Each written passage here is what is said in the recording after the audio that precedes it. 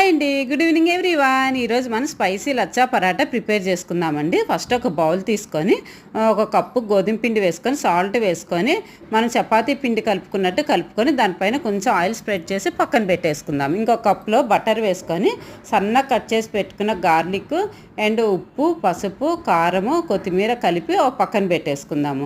ఇప్పుడు 10 మినిట్స్ తర్వాత ఇది నానిపోయింది కదా పిండి, దాన్ని మనం చపాతీలాగా రుద్దేసుకొని బటరు గార్లిక్ పేస్ట్ ఉంది కదా దాన్ని ఇట్లా స్ప్రెడ్ చేసేసుకొని ఇట్లా రౌండ్గా ఫోల్డ్ చేసుకోవాలన్నమాట.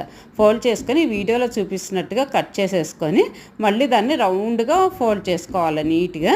సో ఫోల్డ్ చేసేసుకొని దీన్ని పరోటా లాగా రుద్దుకోవాలన్నమాట. రుద్దుకొని మనం పెనం పెట్టేసుకొని 2 సైడ్స్ బటర్ తోటన్నా లేదంటే గీ తోటన్నా కాల్చుకున్నామంటే ఎమ్మి స్పైసీ లచ్చా పరాటా ప్రిపేర్ అయిపోతుంది. చాలా ఎమ్మీగా ఉంటుంది. చూసారు కదా ఎంత లేస్గా వచ్చిందో. పిల్లలమైనా పెద్దవాళ్ళమైనా చాలా ఇష్టంగా తింటాము. మీరు ఒకసారి ట్రై చేయండి.